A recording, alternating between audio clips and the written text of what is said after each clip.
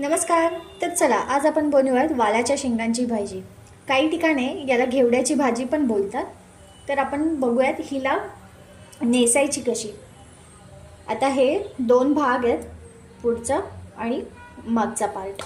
तर ह्याला आपण असं करून काढायचं सो दॅट त्याचे धागे ऑटोमॅटिकली निघून येतात. आणि हे असं मधून तोडून त्याचे असे छोटे छोटे पार्ट्स करून घ्यायचे. ते बिया पण यूज करायच्या आहेत त्याच्यातल्या. ही भाजी आपण धुवून घेऊयात स्वच्छ पाण्याने. तर इथे मी भाजी स्वच्छ 2-3 पाण्याने धुवून घेतलेली आहे. आता ह्या भाजीला लागणारं साहित्य बघूयात आपण.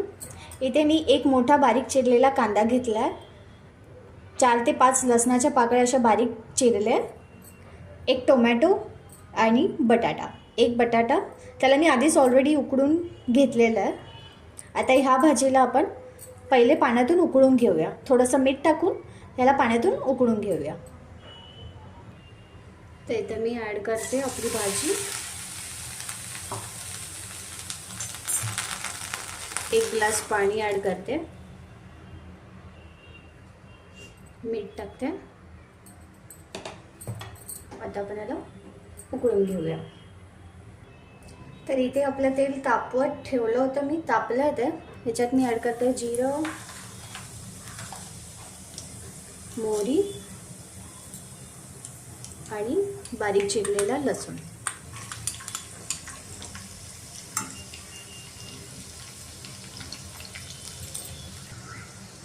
आता इथे कांदा ॲड करते.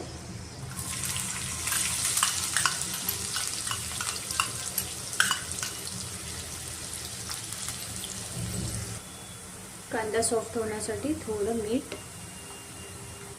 आता टोमॅटो ॲड करूया.